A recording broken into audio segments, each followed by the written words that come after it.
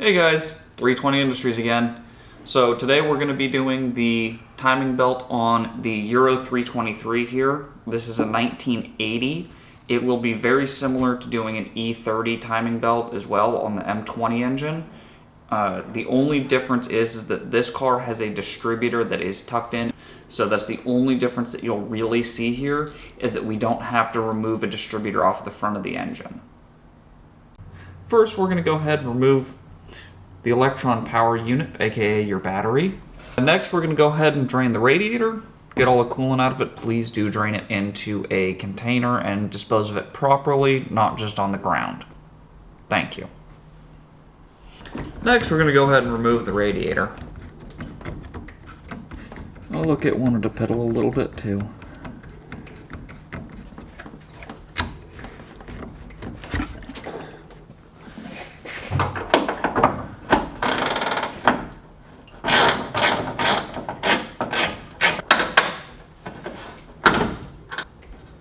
So this here was the upper radiator bolt. It holds it to the core support. On the European 323s, there is only one that holds the entire upper section of the radiator in place, and two rubber grommets down low. With no bolts, they just slip into the front core support when you go to remove it. This is the upper bleed hose. This allows all of the air from the top of the radiator into the coolant bottle. Alright, and then with the upper radiator hose disconnected and moved out of the way, the lower radiator hose disconnected and the upper bolt and the bleed hose, we're going to go ahead and lift the radiator up and out with the lower coolant hose attached.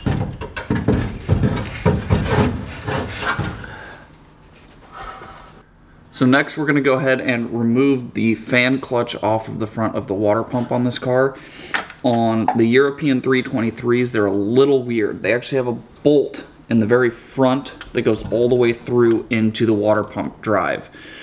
A lot of the times what you're going to have to do is actually take your left hand, put it on top of the belt that runs to the alternator and the water pump from the crank pulley, and put as much weight down on it as possible, and then that bolt should crack free. Otherwise, you're going to have to figure out a way to hold it, possibly with a chain wrench or a belt wrench, something of that nature.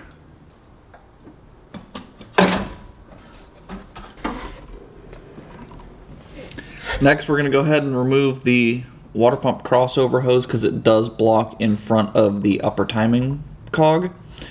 It will drain more water, so continue to keep a bucket under the car.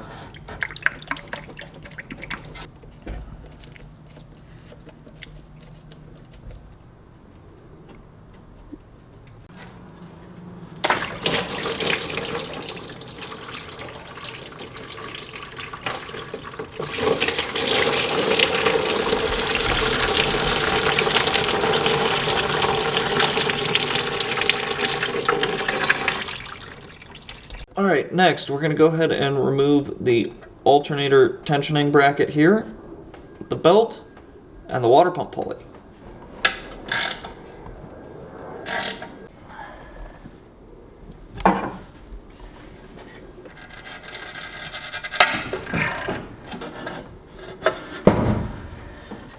We're also going to go ahead and remove the magnetic pickup that really isn't used anymore, but this is for a magnetic pickup timing light typically used by the BMW dealerships or factory maintenance trained technicians.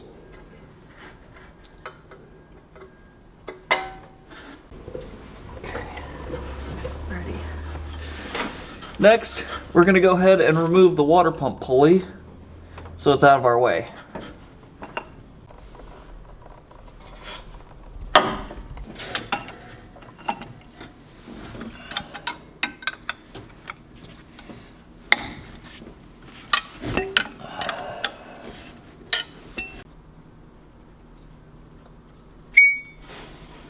Next, we're going to go ahead and remove the upper timing belt cover.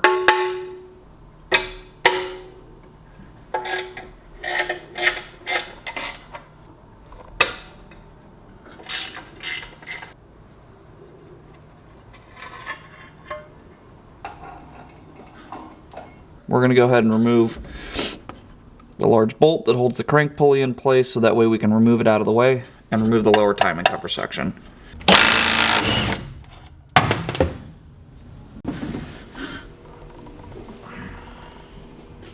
So next we're going to go ahead and pull off the lower timing belt cover.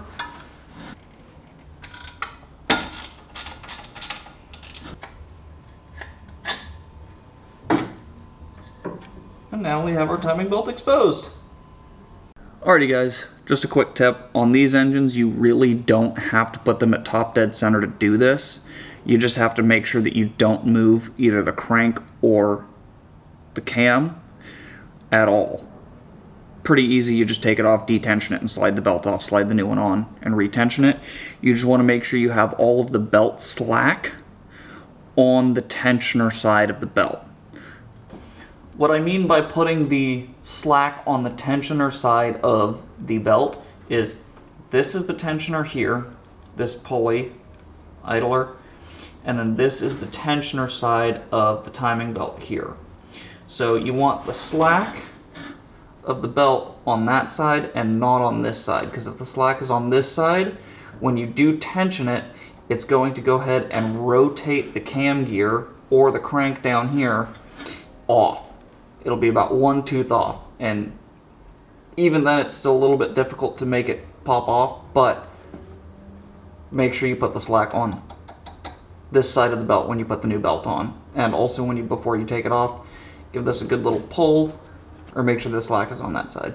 Next we're going to go ahead and loosen the main tensioner bolt here that actually locks it into place.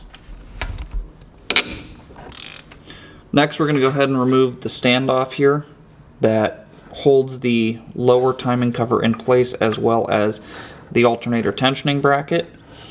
That also is the pivot point for the timing belt tensioner.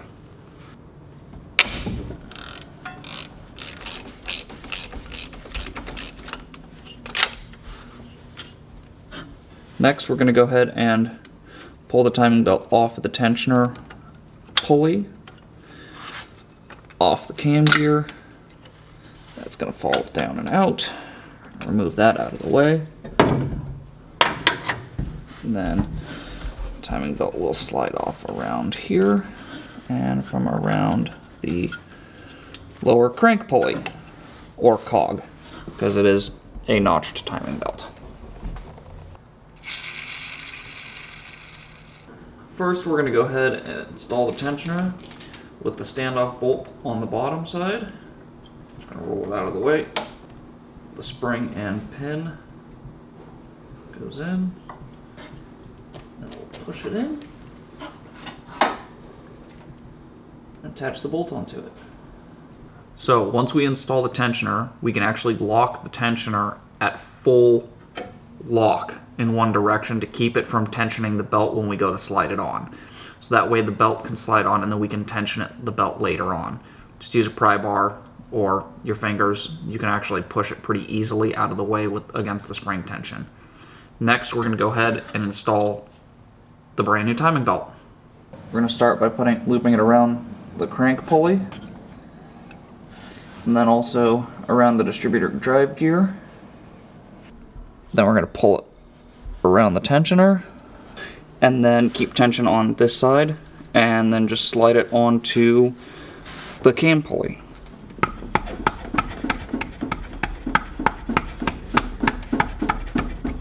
Gently tap it all into place.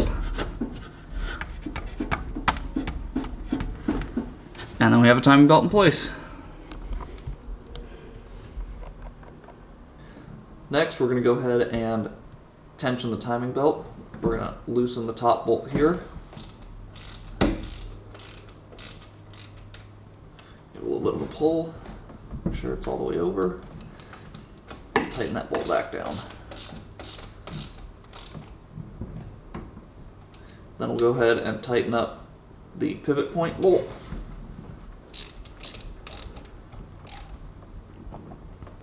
Also, we'll give a little tension check, make sure there's tension.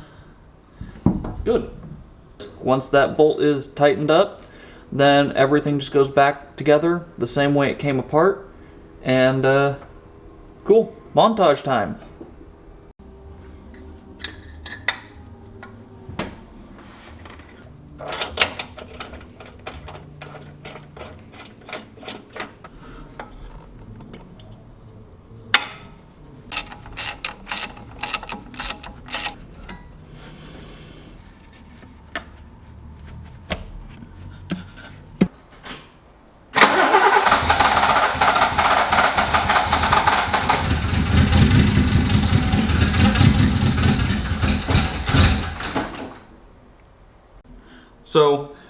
been sitting for 10 years, as you probably just heard. It didn't start very great, but we got a couple more things to do. We just want to do a timing belt before we attempted to do any sort of starting to make sure we don't cause major damage to the engine.